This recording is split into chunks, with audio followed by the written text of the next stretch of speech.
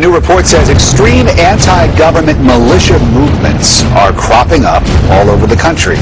Rick, the Southern Poverty Law Center says these anti-government militia groups are gaining ground in the Midwest, Pacific Northwest, and the Deep South. They're right-wing extremists with lots of guns and an axe to grind against the U.S. government. Video is an example of how militias are making a comeback, according to a new report from the Southern Poverty Law Center.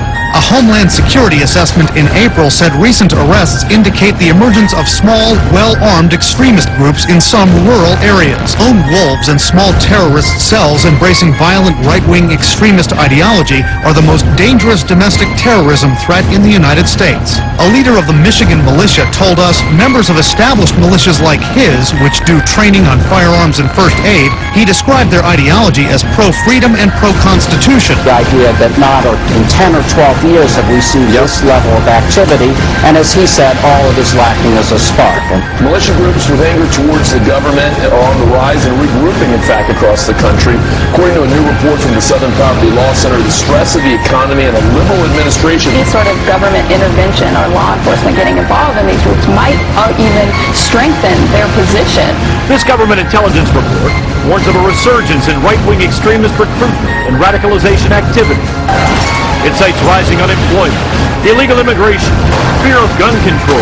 Anti-government right-wing U.S. militias are on the rise, with growing membership in the Midwest, Pacific West, and Deep South. Both the department and the Southern Poverty Law Center say they are seeing some increase in those right-wing groups. Mr. Hancock said, quote, "This militia scare is what got them. It was all manufactured. The entire case was made up. Just like Waco by the same government, he says, that lied about 9/11. Hancock said he knew all the Viper defendants, was good friends with one, and added, "I've been feeling this coming again. It's the same people. It's Rahm Emanuel. It's Janet Napolitano. It's Hillary Clinton. All these were the same people that were doing it back then." 92%, if you say a person concerned about borders and ports that are unsecured, if you're worried about illegal immigration, Second Amendment rights, or a returning veteran from the wars in Iraq and Afghanistan, it is not likely, as the Homeland Security Department suggests, to be a right-wing extremist. Are you listening, Janet Napolitano? Prevented. We will incarcerate people preventively. Preventive incarceration. Indefinite detention without trial. That's what this is. That's what President Obama proposed today, if you strip away the euphemisms.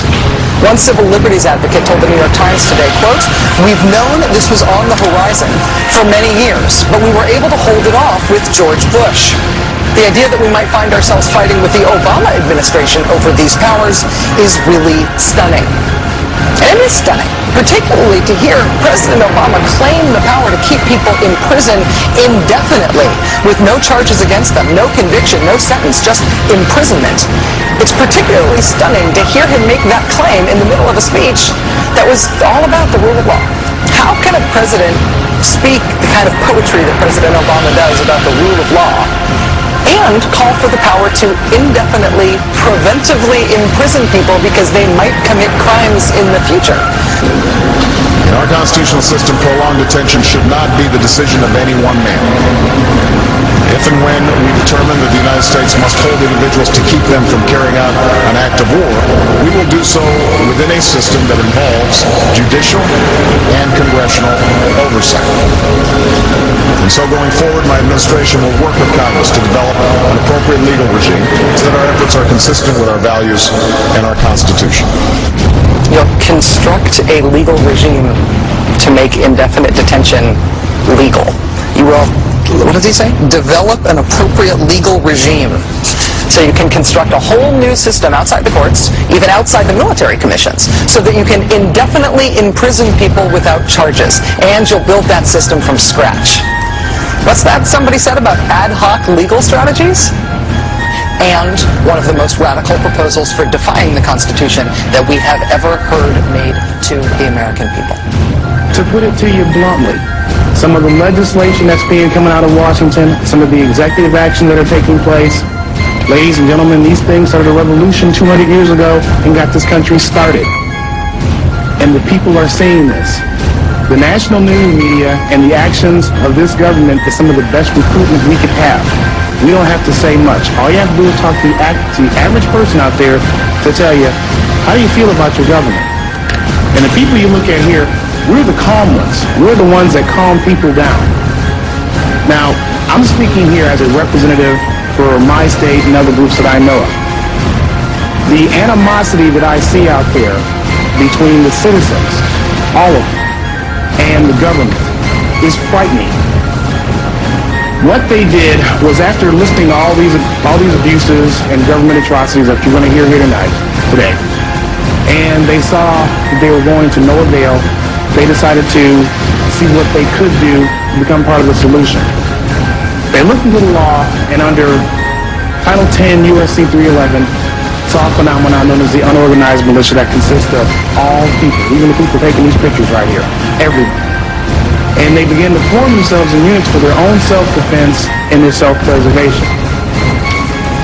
Now, the way we stand now, and it's good that we're getting these views aired out, because 200 years ago, the British didn't get the hint until they saw dead redcoats out there. This nation is probably one of the most heavily armed forces on Earth. And I have heard more and more people say, if one of these black-suited, armor-wearing, state-sponsored terrorists come kicking down my door, I'm going to blow somebody away. They don't call themselves militia. They don't even call themselves patriots. They call themselves American citizens who are getting tired of confiscatory tax rates, increasingly legislation, increasingly heavy regulations, which is they believe are leading them down a path to involuntary servitude.